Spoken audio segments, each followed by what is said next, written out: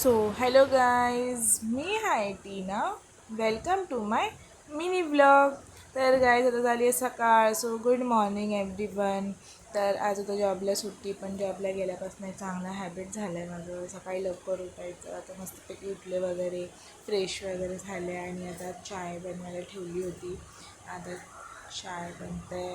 तर बघूया आज नाश्त्याचा काय प्लॅन आहे. ते नाश्ता बाहेरनं घेऊन येणार आहे का घरी बनवणार आहे.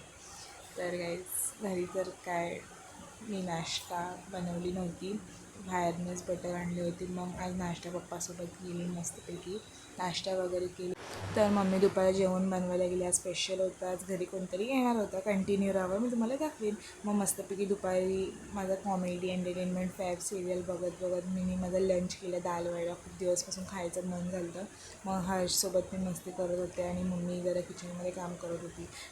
तर गाईज किती दिवसानंतर काका काकी भाऊ बहीण आले होते घरी. घर एकदम छान हॅपी झालं होता.